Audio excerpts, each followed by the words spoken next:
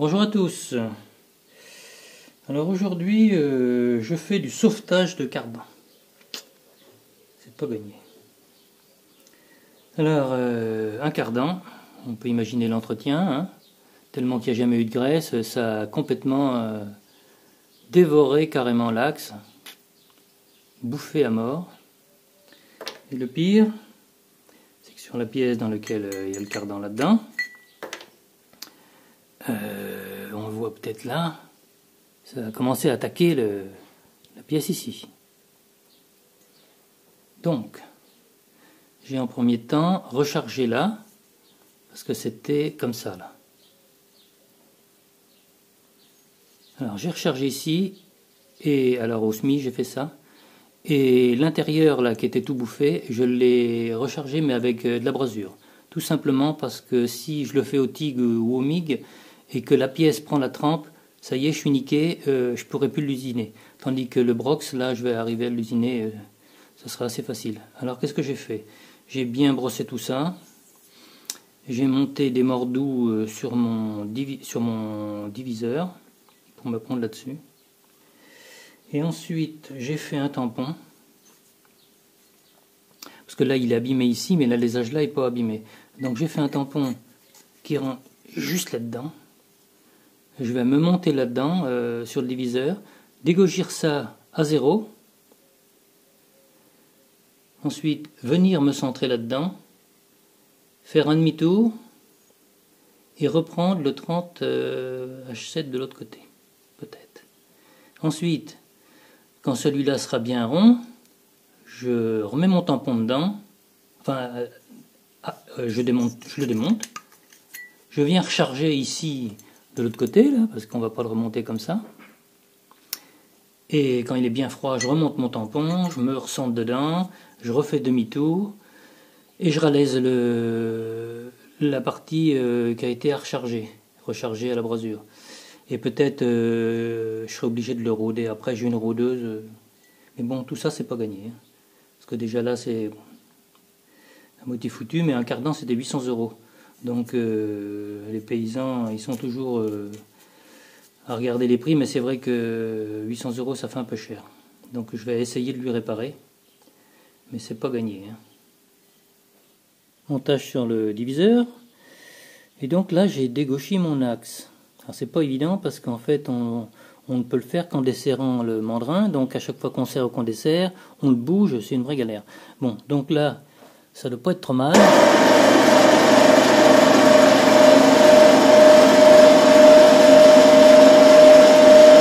Voilà, donc là c'est parfait.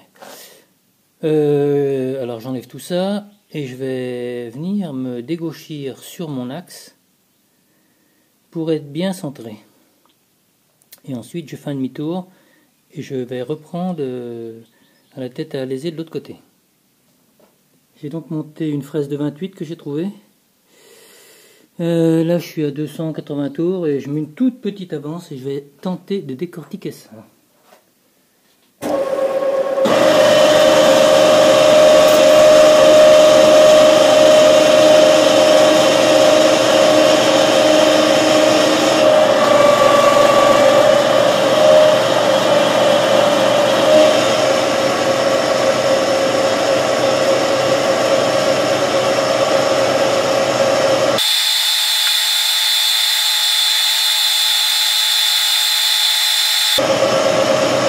C'est un peu long parce que la brasure elle est loin. On va y aller doucement, ça y est, ça commence à couper.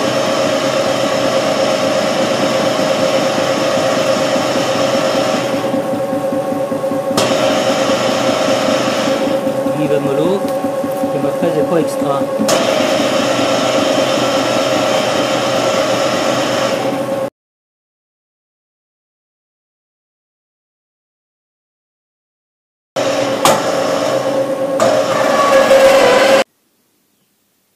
J'ai trouvé une autre fraise qui fait 29,92 en fait. Donc je vais essayer de la passer.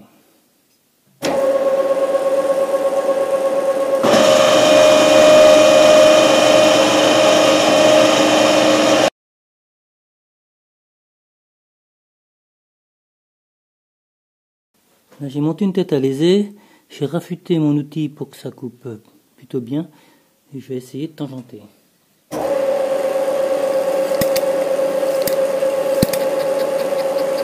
on touche.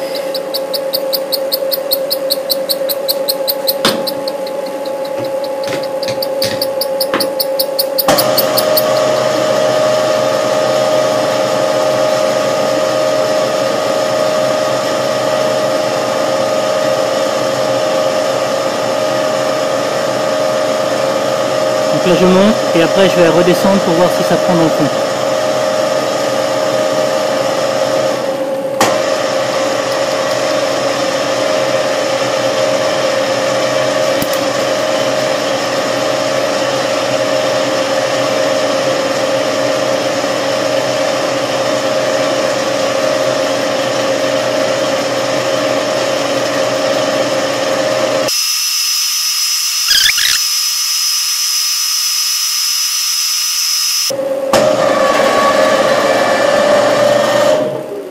Voilà, maintenant je vais essayer mon tampon.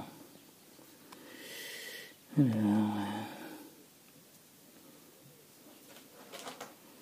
essayer mon tampon, ça va être de ce côté-là.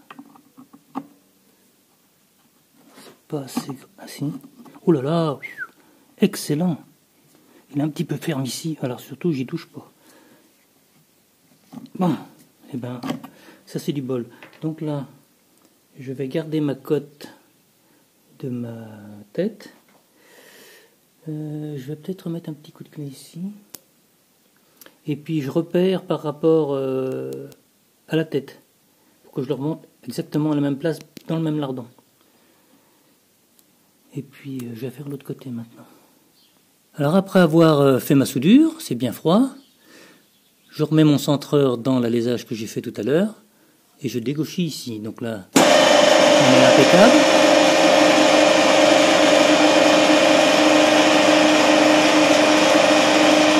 Voilà, il y a une différence, c'est que mon diamètre il est plus petit ici. Donc là, on est à 0, c'est impeccable.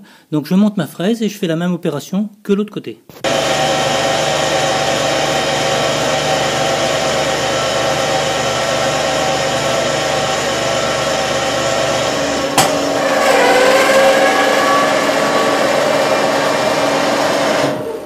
Bon, parfait.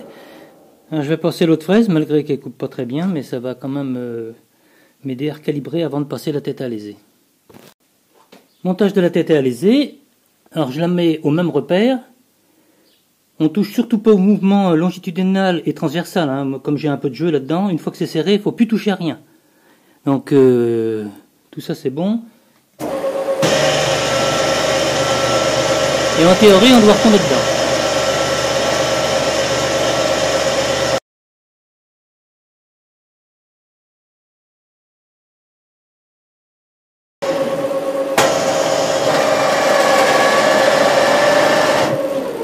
Voilà.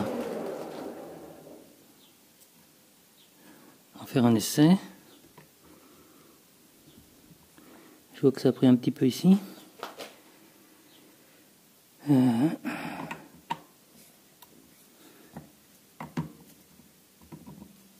c'est un petit peu juste. C'est juste. Donc maintenant je ne vais pas y toucher. Je vais y passer un coup de rôdoir dedans. C'est juste. On va le rôder pour mettre les deux alésages bien en face. Mais avant je vais mettre un coup de fraise ici pour fraiser les excédents de soudure. Alors j'ai monté une fraise 3 tailles. J'en avais une plus petite mais ça n'allait pas, je touchais ici. Donc bon, pour ce que je vais faire ça va aller. Pour enlever en fait l'excédent de soudure.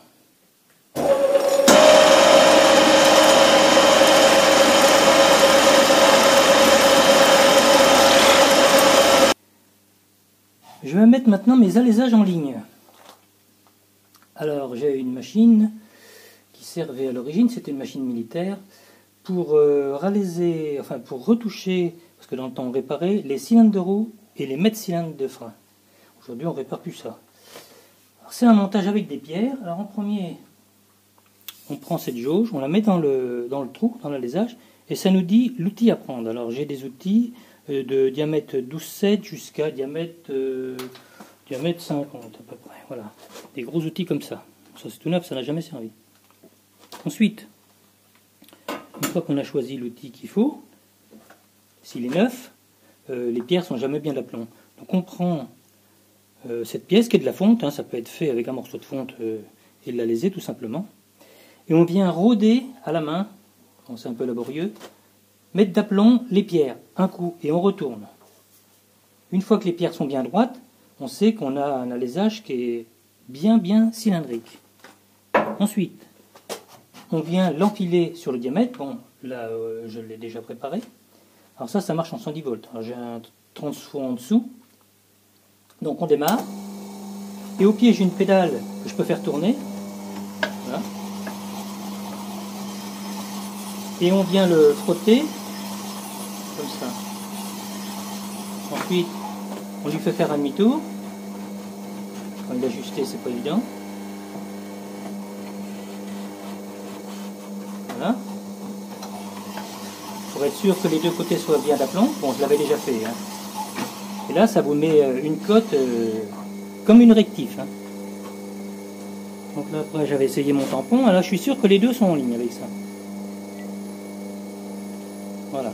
Ça, c'est rodé, comme dirait un copain, chibré roustonné. Voilà, les deux sont en face. Donc là, maintenant, je sais que ça va marcher. Alors, il existe deux sortes d'outils. Donc ça, c'est pour du débouchant. Et il y a aussi des outils comme ça, qui est fait pour... là, on voit le bout, il n'est pas pareil, là, il y a 5 cm. Il est pratiquement droit. Ça, c'était fait pour les mètres cylindres. Donc on pouvait retoucher les mètres cylindres et remettre des coupelles à des cotes supérieures. Bon, ça me sert quelquefois, mais là, ça fait des années que ça n'a pas servi. Bon, sur ce coup-là, je crois que je suis sauvé. Hein. Enfin, la meilleure technique, c'est de mettre de la graisse. Hein. C'est pas de s'emmerder à faire des trucs pareils. Hein. Là, c'est vraiment pour rendre un service à un super copain, parce que sinon, jamais j'aurais retouché ça. Bon, enfin, on peut le réparer. Il va être super content. Je vais gagner 400 pelles de blé, et puis ça va être super. Bon, et bien en tout cas, les petits gars, à bientôt, et bon courage.